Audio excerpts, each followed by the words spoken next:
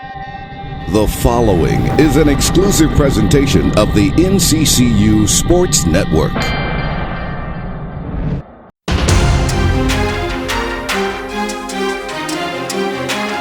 Not much to say. They were really good and we were really bad.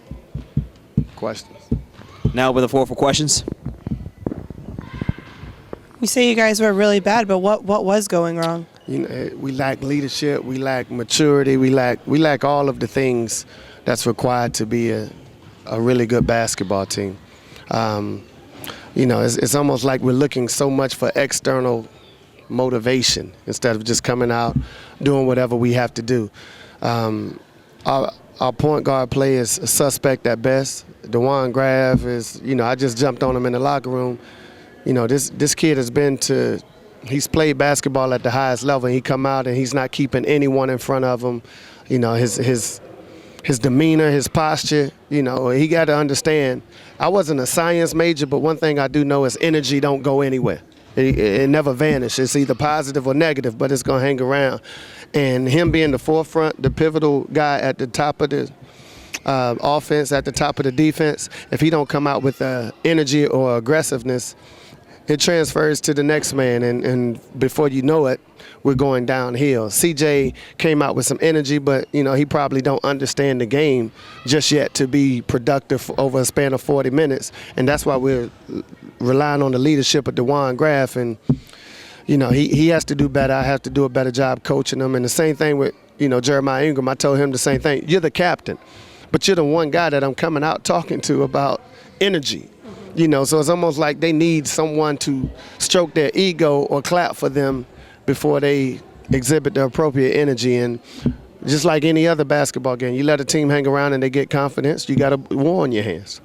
You mentioned going downhill, and I know after Monday's game you wanted to see an improvement from your team in leadership and improving those mental mistakes. Did they get any better? Did that just continue to go downhill? We went downhill. And, you know, you're only good as your last game. And a lot of it, you know, the mental approach, these games are tough because the mental approach is, you know, maybe an easy game for us, blah, blah, blah. We don't have to play as hard. That's what human nature says. But a mature basketball team comes out and take care of business. And we're not doing that. We got to get hit in the mouth before we respond. So got a lot of cleaning up to do, man. And, you know, it's going to be a process with this basketball team. You only have a couple days before you resume MEAC play. Is that enough time to right the ship right now? We should see. I don't think a couple of days you're going to right all of our problems. We got a lot going on. You know, we're not defending at a high level. You know, we still kind of banged up. So, you know, I can see some guys playing to not re-injure themselves, you know, and it's little things. There's no excuses. You're out there, you're more than qualified to compete at the high level, and that's what we have to do. So hopefully we understand on Saturday, you know, it's a pivotal game just like any other conference game, and it's going to be a dogfight simply because it's on the road. So hopefully we'll show a lot more fight than we did tonight. You mentioned guys being banged up. Jamal obviously didn't dress. What was his diagnosis? He was banged up. He was not good in practice. He looked like he was sick, so we just set him out. And he didn't practice the last day and a half. And, you know, Kyle got a little knee, Pat Cole got his little toe. And, you know, nobody's 100%. And we just got to get past that. And that's what I mean by having just the mental toughness to resume. You mentioned guys we haven't seen play in a while. What's the status on A.J. Lynch? He's left the team.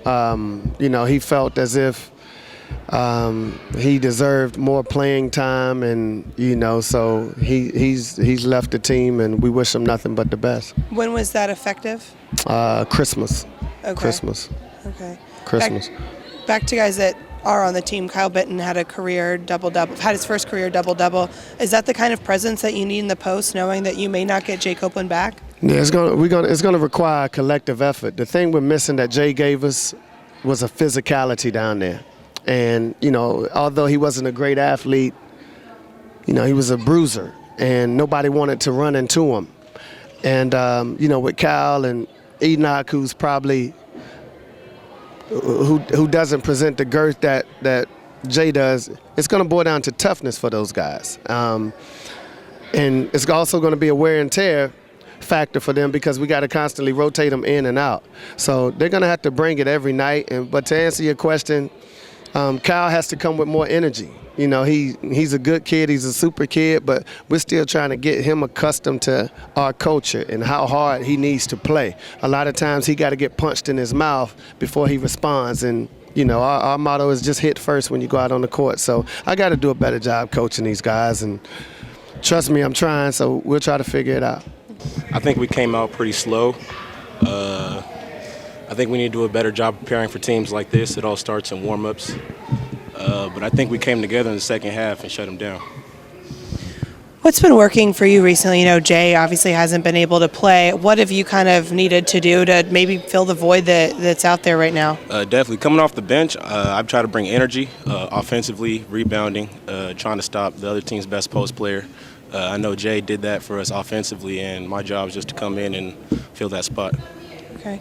Coach has talked a lot. You know, I know you say that your job is to bring in energy, but Coach just came in here and told us that he really feels like this team is lacking energy as a whole. Have you noticed that on the court? A little bit, yeah. I try to help the guys out a lot. But, yeah, I try to bring energy off the bench. That's what I try to do.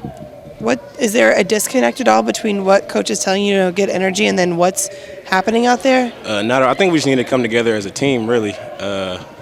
Yeah, pretty much. Okay. What do you think the problem was against Johnson and Wales? And I know you guys gave up more than 50 points for the first time since you've ever played them. Yeah, it was second chance points. We weren't hitting them on the rebounds, and I think that's what really killed us.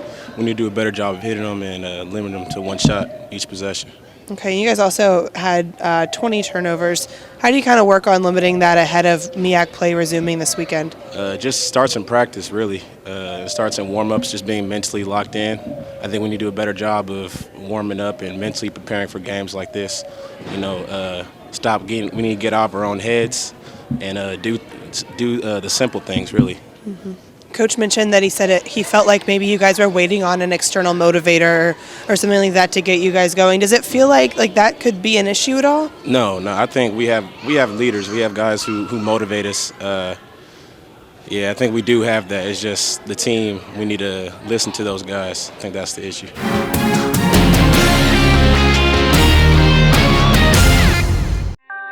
This has been an exclusive presentation of the NCCU Sports Network.